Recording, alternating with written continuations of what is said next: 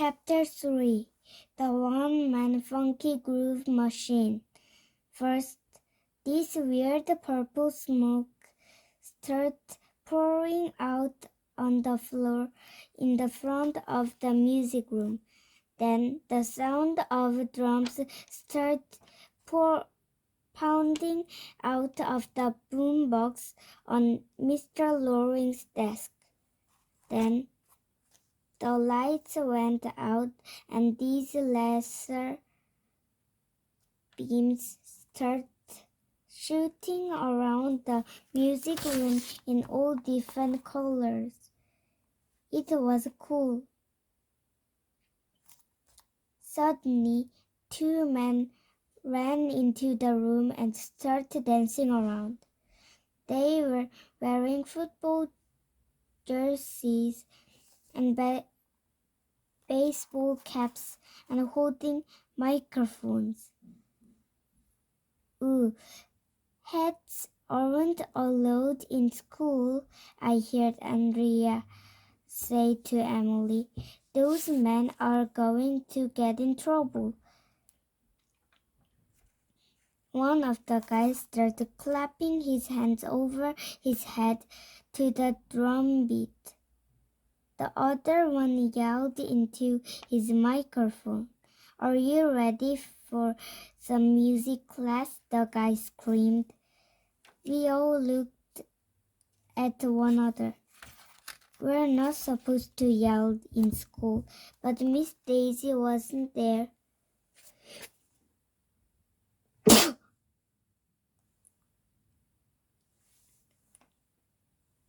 So I figured it was okay. "Yeah," I yelled. I said, "Are you ready for some music class?" The guy repeated. "Yeah," everybody yelled. "Are you ready to get down?" the guy screamed. "We're already down," somebody yelled. Are now second graders appearing live and in person at elementary school is the one, the only Jam Master Hynde, the one-man funky groove machine. Give it up, y'all, 'cause Mr. Hynde is in house. The two guys ran out the door. The drums got louder, the lights got brighter. Andrea and Emily put their hands over their ears. That's when Mr. Hynde ran into the door. He was a lot younger than Mr. Loring. He has on the baseball cap too. And he was wearing this big purple cape with sequins all over it. He had on sunglasses too, even though he was inside. I guess that was to protect his eyes from the laser beams. He's really cute," all the girls said. "Put your hands together." We all started clapping. Mr. Hynde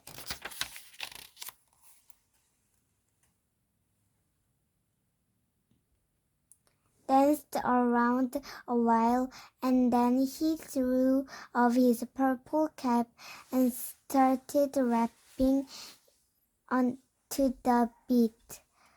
Old Mr. Loring, he was over the hill.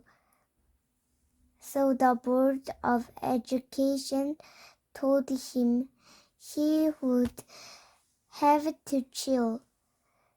"My name is Hynde and I'm gonna blow your mind. I ain't no music teacher. I'm a born music creature. 'Cause my daddy's name was Amos, but he never became famous. So he took me on his lap and taught me how to rap. I can rhyme any line. I got the juice like doctor says.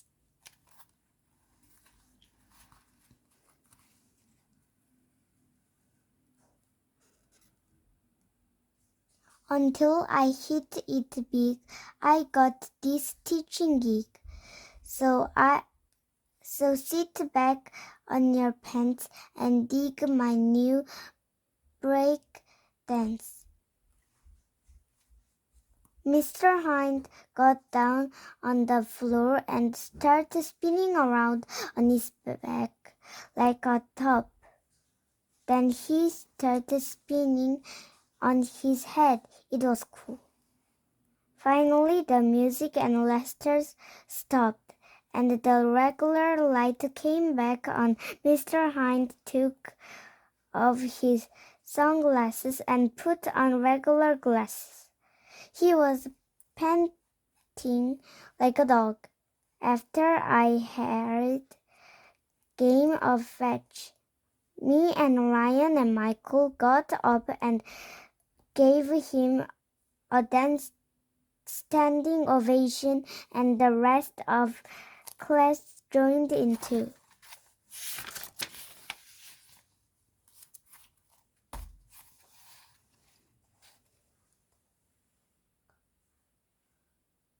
Well, everybody except for Andrea and Emily, they just sat there with their mouths open and their eyes all big like they just saw an alien spaceship or something. Yo, what's up, homies? Asked Mr. Hynde. Are you our new music teacher? Asked Michael. True that, said Mr. Hynde. What do you think I am, brother? Your dentist? Welcome to Music Second Grade. I'm here to rock your world. I liked Mr. Loring, Andrea whined. Na na na boo boo on her. Finally, there was something at school that Andrea didn't like.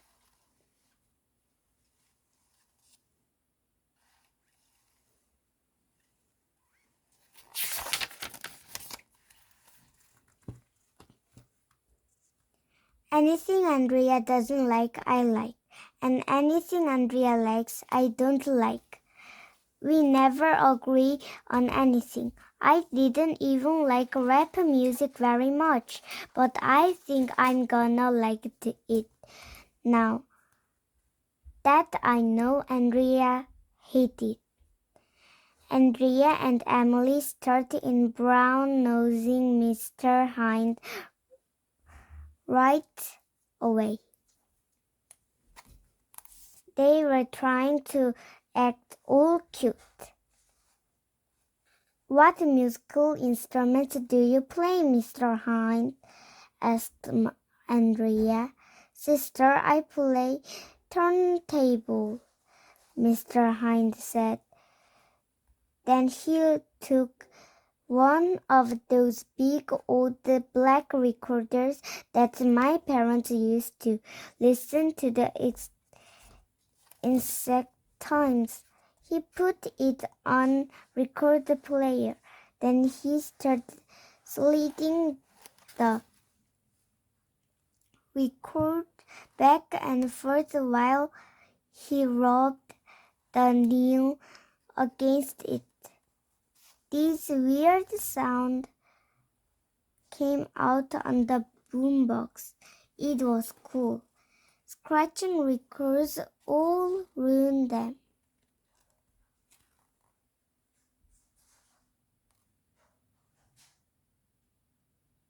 Andrea said, you should hold the recorders by the edges so they don't get scratched.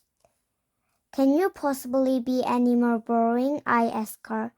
Mr. Hynde asked Emily, do you know how to sing the Do a Dear song?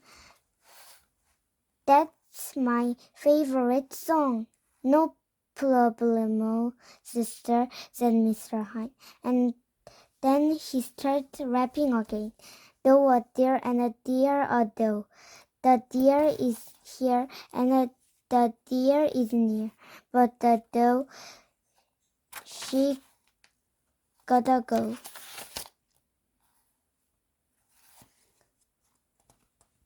'Cause the do is in the show. And that do, she is pro. That's why they're gonna blow. I hate to tell ya, Joe, but that though get run over the platform, so that deer ain't never gonna be no deer. And there's the story of Doe and a deer. Me and Ryan and Michael gave Mr. Hynde another standing ovation. That's not Doe a deer, Emily complained. That's a sad song about the deer that died. She looked like she was gonna be crying, like always. True, sister, said Mr. Hynde. It's just a song. Yeah, true, I told Emily.